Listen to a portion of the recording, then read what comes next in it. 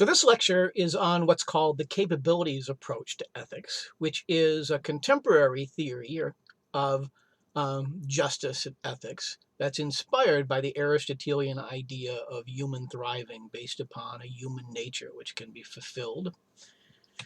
It's associated with Martha Nussbaum and Amartya Sen, both of whom are living philosophers. We'll be talking mostly about Martha Nussbaum, who's become the more famous proponent of this theory.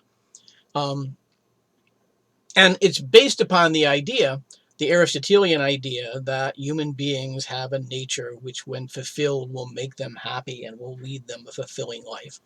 But whereas Aristotle's virtue theory uh, aims at means or habits of one's own personal nature that will fulfill you and make you happy personally, uh, Nussbaum's capabilities theory aims at formulating a political account of what rights in a society are necessary in order to allow the human beings of that society to fulfill their potentialities, to have the capabilities that render them capable of fulfilling themselves and leading a good life.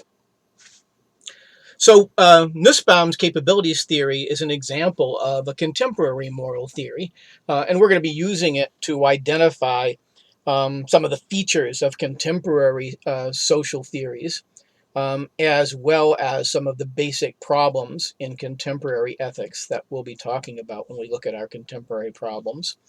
You can watch the video that follows to hear Nussbaum explaining her capabilities theory. This is a clip from a film called The Examined Life.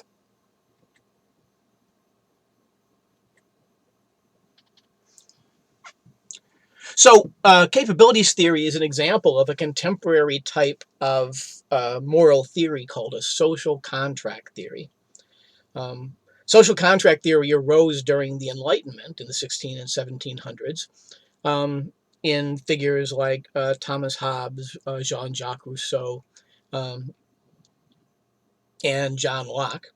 The idea of it is that the legitimacy of governments, legitimacy means, do they have a moral right to tell you what to do, and are you morally obligated to follow their laws? The legitimacy of governments depends upon an implicit social contract that, in some sense, citizens have agreed to obey the laws of a legitimate government.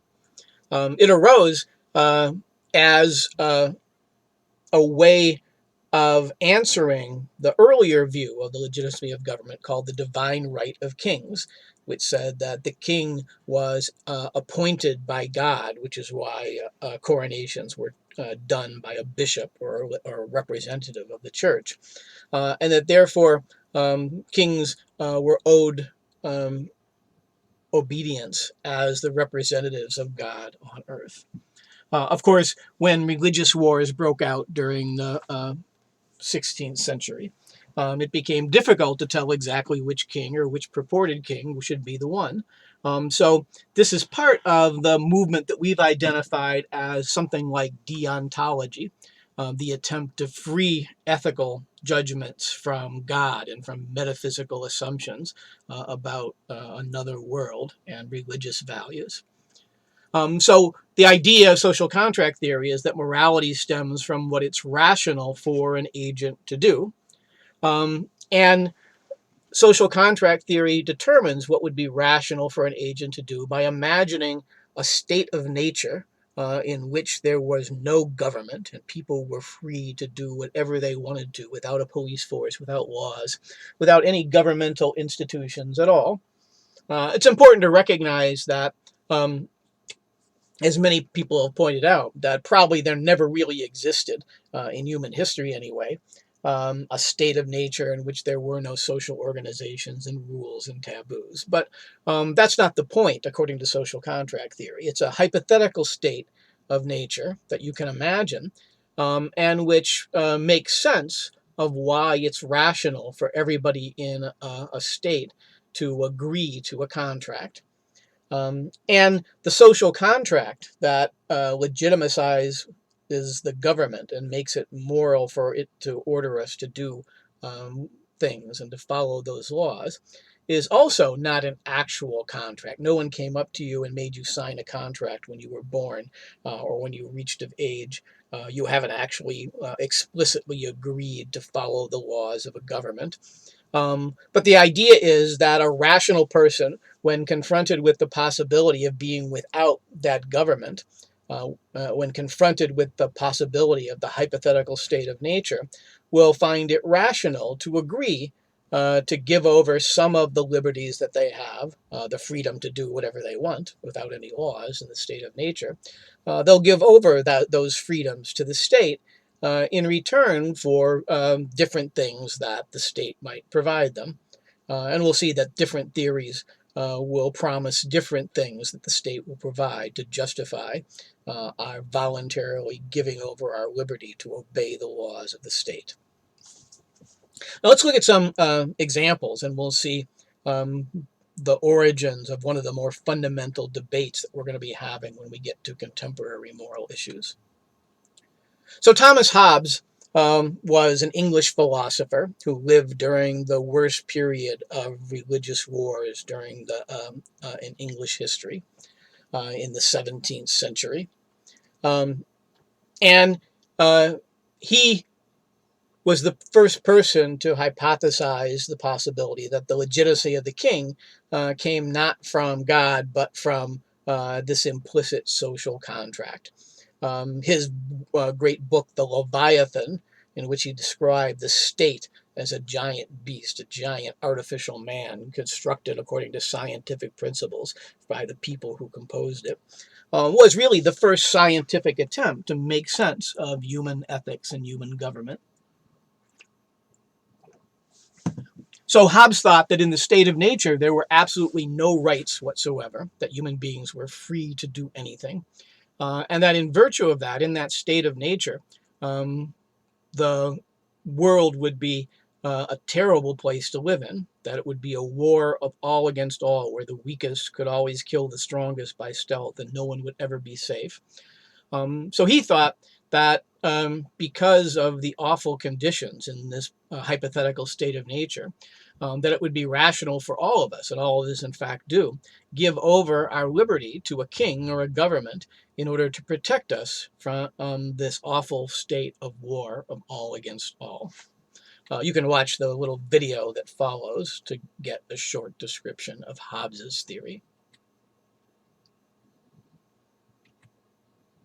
So Hobbes's theory was a defense of monarchy, and in fact it granted almost complete absolute power to the king.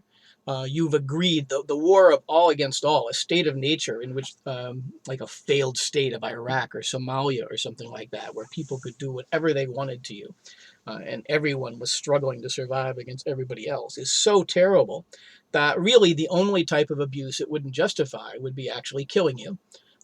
Almost all other types of abuses would still be not quite as bad as this state of war of all against all. Um, the reason that the social contract theory has such influence in our contemporary world is because of the version of it, the different version of it that you get from John Locke, the English philosopher, who became one of the inspirations of our founding fathers.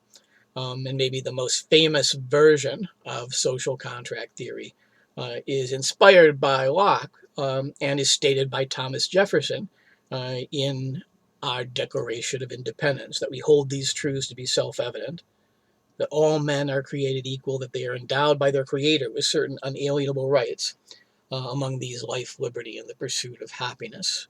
Locke's list of rights was life, liberty, and property, and Jefferson changed it to the pursuit of happiness. But most importantly, Jefferson goes on that to secure these rights, governments are instituted among men, deriving their just powers from the consent of the governed. And he goes on to say that when the government doesn't protect those rights, doesn't hold up its side of the bargain, the citizens are free to rebel and form a new government. But that statement that governments were instituted among men to secure the natural rights of human beings and that they derive their legitimacy or their just powers from the consent of the governed, is the most famous form of social contract theory. So John Locke differed from Hobbes. He thought that in a state of nature, um, human beings were not rationally free to just do whatever they wanted to. There were certain types of natural rights.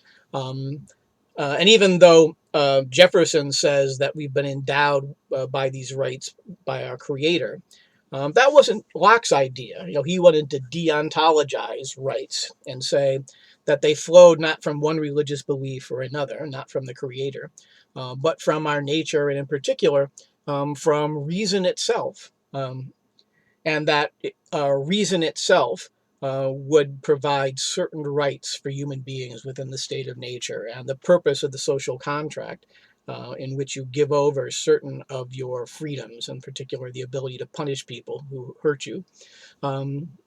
You are compensated for that by a government that protects your basic rights, and that's the purpose of the government, to protect those rights. So Hobbes and Locke represent two different views towards the nature of morality that are very different from what Aristotle would have said.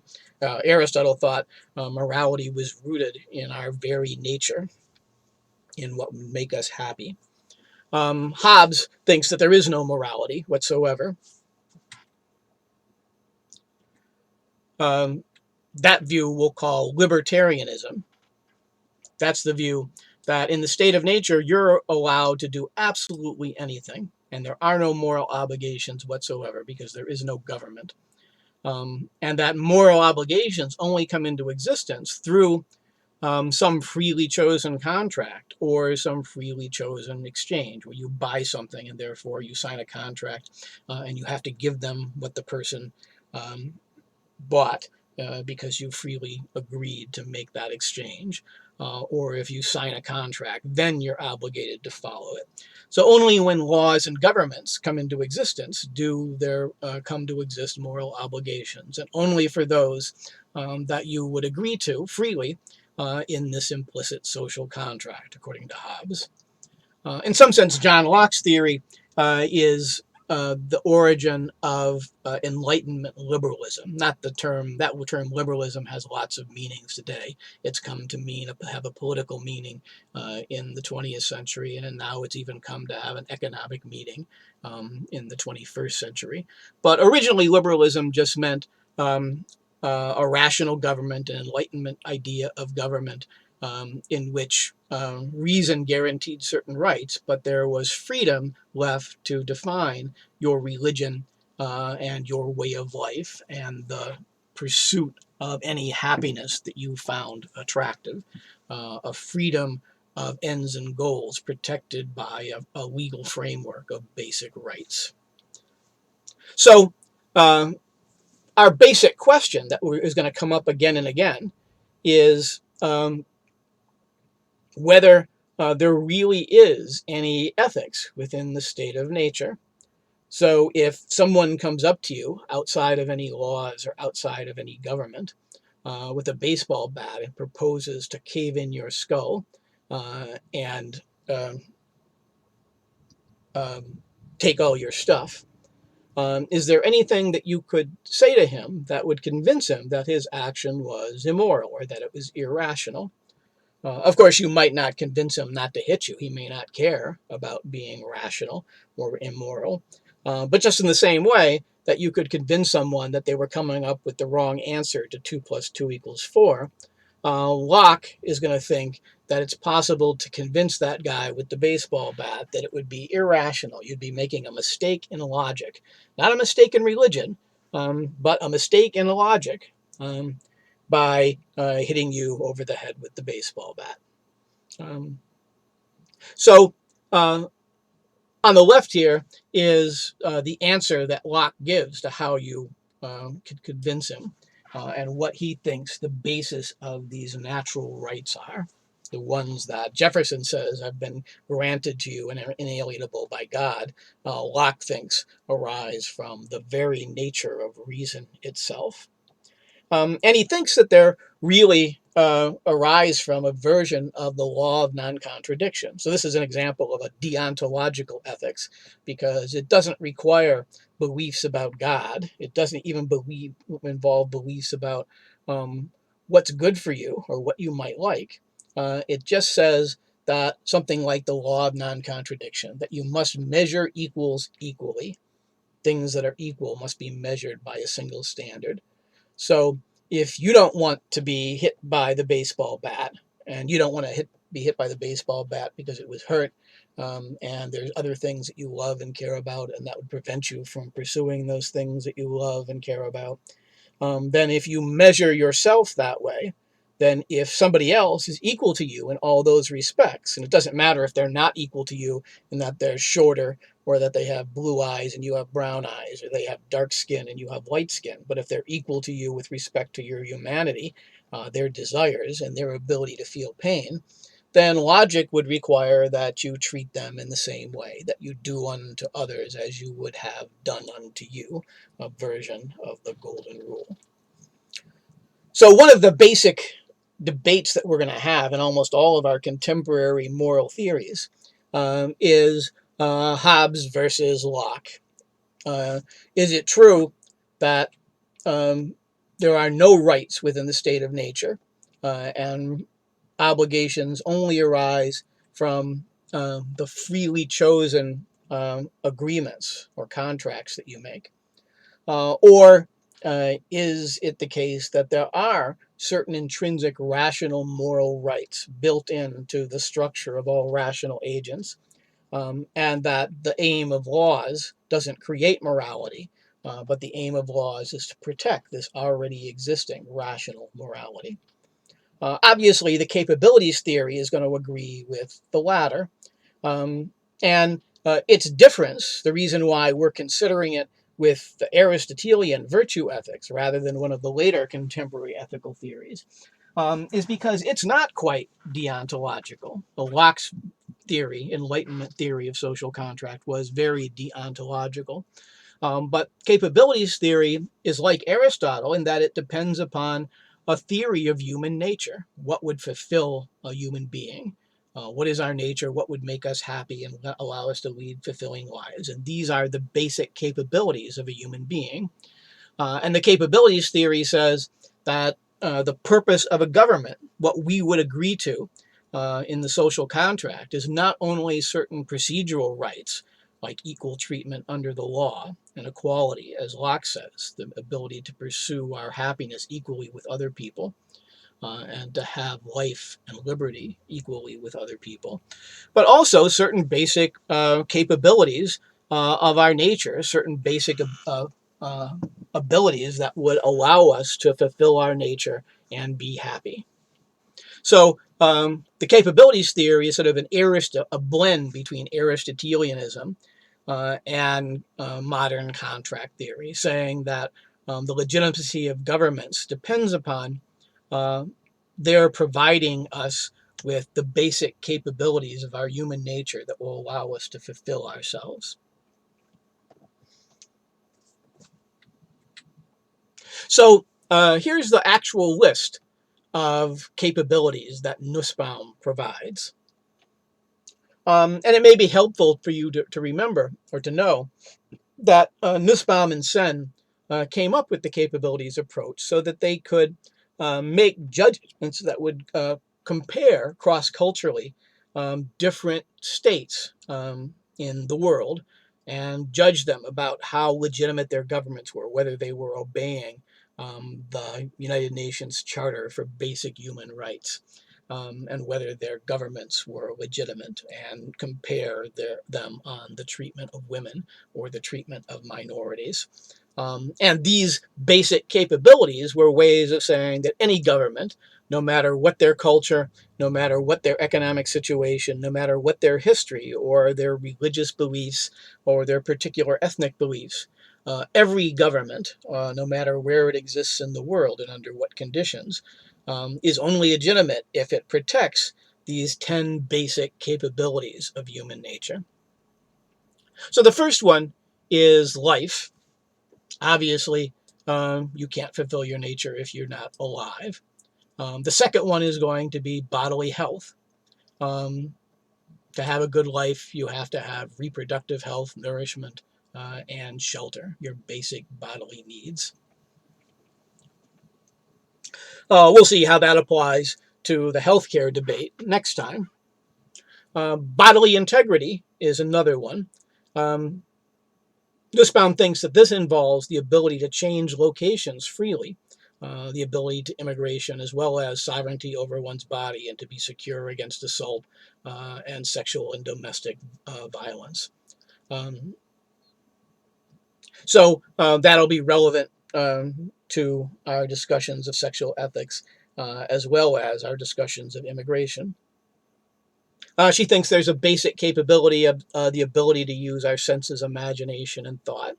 And part of that will be um, the freedom to produce expressive works and engage in religion, as well as the adequate education to develop and use the basic tools which make human life worth living. She thinks that we ought to have the capability to have attachments to things outside of ourselves, to have emotions, to be able to love and grieve and be angry.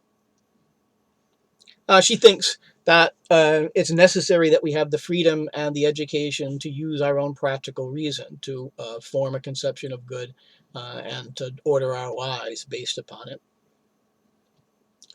We have to have freedom of affiliation, which means not only the freedom to have friendship, family, and clubs and societies, um, and the ability to have those protected by laws, but also to be free from humiliation and to have a certain type of self-respect and dignity, which means that um, it requires you not be discriminated on the basis of sex, religion, caste, ethnicity, or nationality, race, or sex.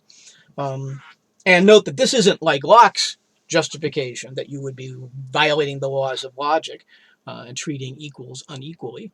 Um, Nussbaum's justification is that you would be harming the dignity of that person and therefore making it impossible for them to be happy and to fulfill their human nature.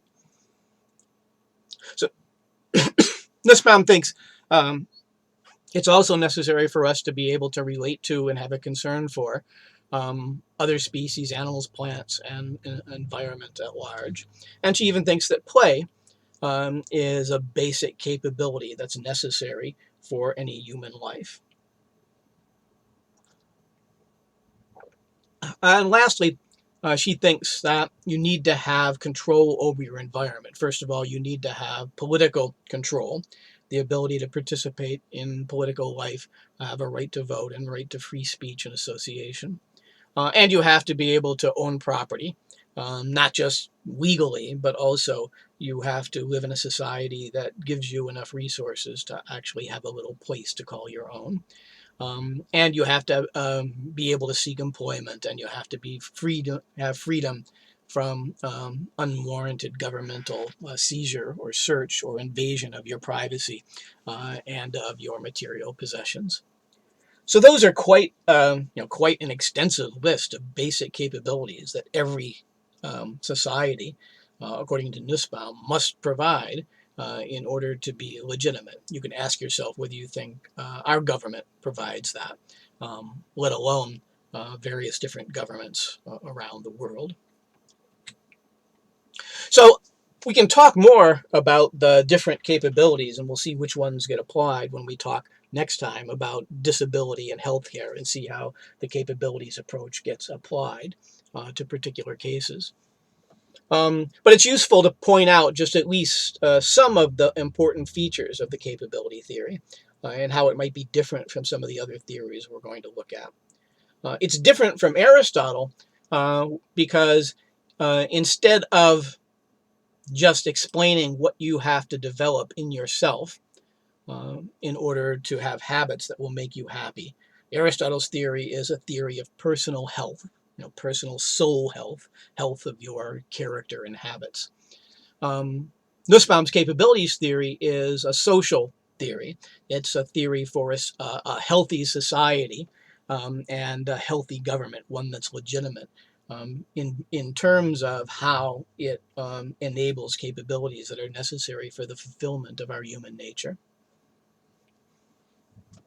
We already pointed out that it's a modern theory which is indeed trying to say what things you have to do, that there are certain rights, and that every government, to be legitimate, must protect the rights to these basic capabilities.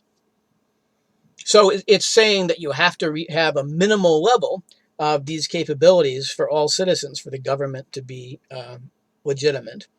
And that's going to require, instead of equal allocation of resources or equality, it might require unequal allocations of resources. Some people might require more education than others. Some people might require ramps, or crutches, or some other accommodation in order to exercise the same basic capabilities as other people. So it doesn't advocate pure equality in the same way that some Enlightenment theories did. What it involves is equality of capability, or a minimal level of capability, and different people will require different things to reach that minimum level of capability that's required for legitimacy. Later, we're going to consider ethical theories like utilitarianism that will measure the consequences of action and how much satisfaction or pleasure or happiness they provide. And this is relevant to our consideration of different cultures. So in different cultures, maybe they're happy with inequality of women, or maybe they're happy with their caste society that discriminates against some people, and nobody feels the lack of the basic capabilities.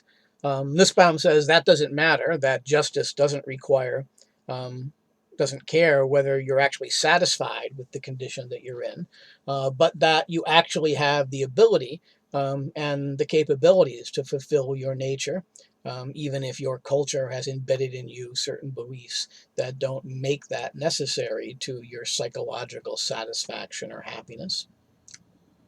And I've mentioned that, therefore, it provides criteria for when a nation is legitimate, and it allows us to compare across cultures, independent of the psychological associations and the cultural associations one may have with the status of women or disabled people or minorities. It provides a criteria that is the same for all human beings in terms of our shared nature, and which capabilities would fulfill that nature and allow us to be happy, to fulfill our common purpose that's embedded within our human nature. So we'll talk next time. We'll talk a little bit about how might apply the capabilities theory to issues like disability theory and healthcare, and we'll see what types of conclusions one might draw from it.